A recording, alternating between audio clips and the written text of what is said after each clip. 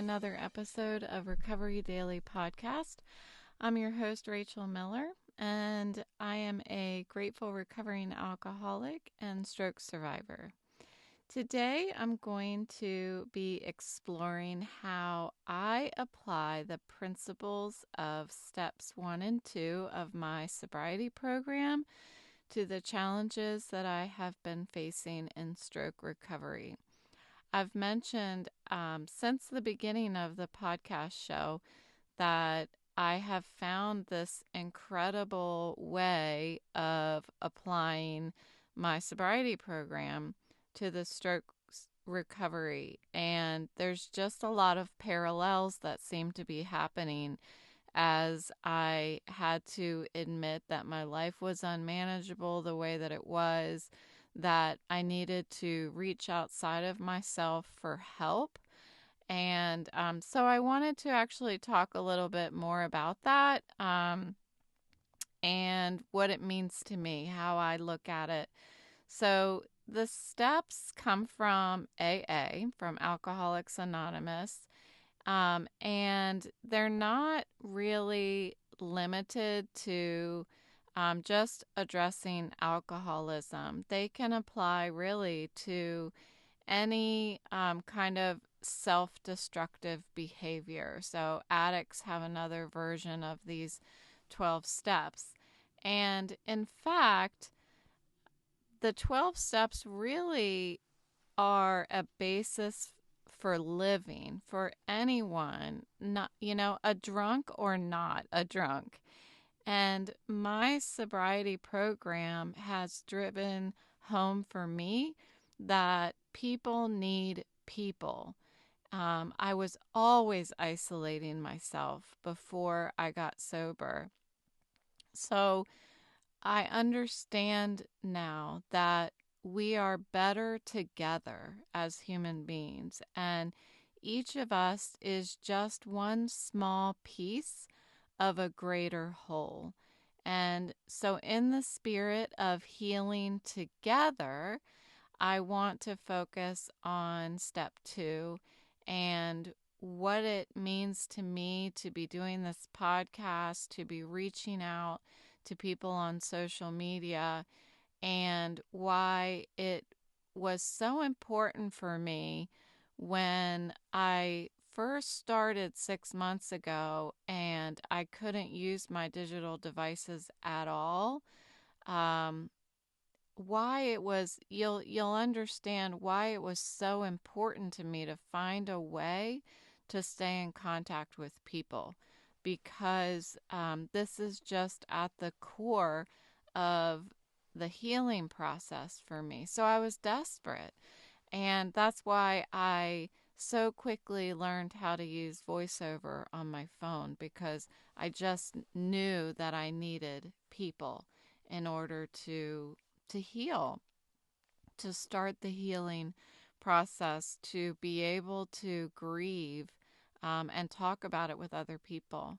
So in AA, step 2 talks about how we come to believe in a power greater than ourselves. And this helps us to heal, okay? In the program, it says this restores us to sanity. And it's been essential for me in the beginning of my sobriety program to note that higher power doesn't have to be religious, although it can be for many that are in the program. It can simply be a force greater than ourselves, a recognition that I don't have to go through life's challenges alone.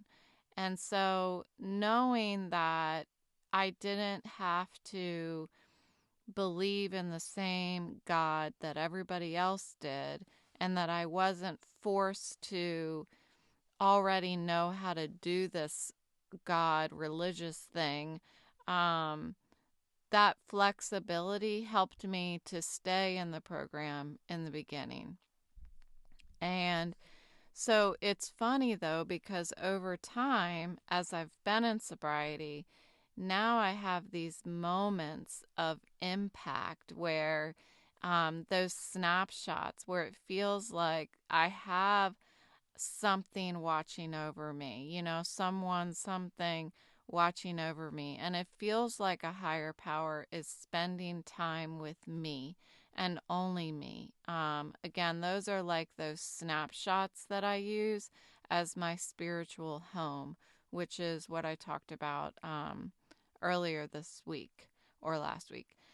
And these moments of impact, these snapshots, serve as a reminder that there is something beyond my individual self, something that's always watching over me. For me, it's a feeling.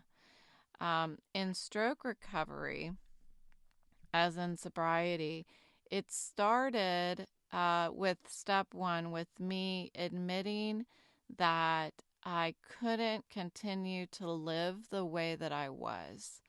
And I needed to acknowledge that my life was unmanageable.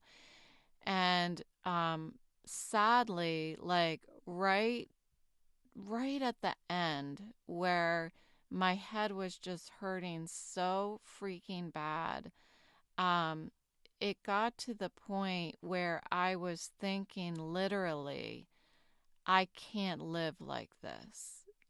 It was starting to be detrimental to my mental health. And that my best thinking got me in that situation. My best thinking that I'm fine. I can do this by myself. No matter what everybody else was telling me, I'm fine. It'll continue to get better. Because headaches get better, right? I just thought it was a headache and it was just going to get better. But I was living in so much pain, trying to live a normal life and act like I was the same person I was before the stroke. And now I know the strongest thing that we can do for ourselves is to listen to our pain and our weaknesses and take action on that. It feels like a weakness to listen to your weaknesses and your pain, but it actually takes great strength to do that. It takes great strength to stop a moving object, you know? And that's really what I was. I had an incredible amount of momentum behind what I was trying to do. I was trying to push my career forward, my life forward. I had so much drive that it took an incredible amount of strength to stop that moving object, which was me. And but I needed to become willing to protect my weakness and my pain. And that was the first step. That's step one. After that willingness, I came to believe that I needed outside help. That is a power greater than me. I couldn't do it by myself. I did believe that things could be different, and that I didn't have to remain trapped in my suffering, but I couldn't do it on my own because that 2 years, that was me doing it on my own. It wasn't working. My best thinking alone resulted in that unbearable situation. 6 months ago, I walked away from work because I admitted that my life was unmanageable. Before that, I spent 2 years post stroke thinking thinking that things were going to get better on their own, that I didn't need any help, and that it wasn't so bad. But um, but how would I get better now at this point? 6 months ago, how was I gonna get better? I walked away, but now what? Well, I know from sobriety that I have to I have to ask for help. It's only going to happen with outside help. So in sobriety, we refer to this as higher power. It doesn't have to be God. It's just merely a power greater than myself. And in stroke recovery, this translates for me into not going it alone.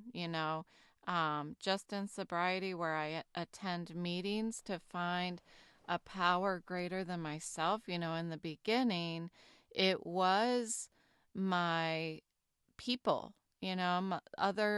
other people in recovery, other alcoholics, and I would go to meetings, and I could hear what they had to say, and I could relate in to what they were saying. And so I had to engage with others. So I knew that I needed to do the same thing in stroke recovery. Once I was able to start using digital devices with voiceover, I was able to start reaching out a little more. But in the beginning, it was me reaching out to doctors. That's all I was doing in the beginning. I was reaching out to my family, my friends, and doctors. That was it. I really, really wanted to be able to connect with other stroke survivors, but I didn't have the physical ability to do it. I couldn't go anywhere. I couldn't search on the internet. I had a couple people around me searching for me, but, I just, the other people, they have other priorities, and I really wanted full on to go to a bunch of recovery stroke support groups and get engaged. And it really wasn't until I was able to start slowly, I would actually put in a URL into the browser, and then I would look at whatever came up on the screen, and then later in the day I would, without looking, scroll down one movement of my finger, and then I would look at the screen to see what was on the screen, and then I'd come back again later. That's how slow I had to do it. Now I can look away, scroll with my finger, and then look back at the computer, and I can do it a couple times before I have to walk away. So that's progress, right? It's sad, but yeah, it's progress. So so this is where the work is for me. It's about forming a team of people who are stronger together than I could ever be by myself. And I affectionately call this Team Rachel now. And I cannot trademark that because I stole it from a friend of mine. So Team Rachel consists of my doctors, fellow stroke survivors who don't even know they're on Team Rachel, family members, friends, and stroke support groups. And I said stroke support groups, so that's my cue to give a shout out to the Stroke Survivors and Caregivers Support Group at Inova Loudoun Hospital. This support group meets virtually on the second Wednesday of every month from 11 a.m. to noon, and no registration is required. For more information, you can email our friend Jill, and I will put the information in the description of the episode if anybody is interested in joining us at the next stroke support group. So there we go. Hi, stroke support group, if you're listening. Okay, so there's so much illness that is inside of us that can't be seen when we isolate ourselves. And I have it overflowing. If I isolate myself, this illness inside of me, mental health illness, it just starts to boil. It's like turning up the heat and putting the lid on.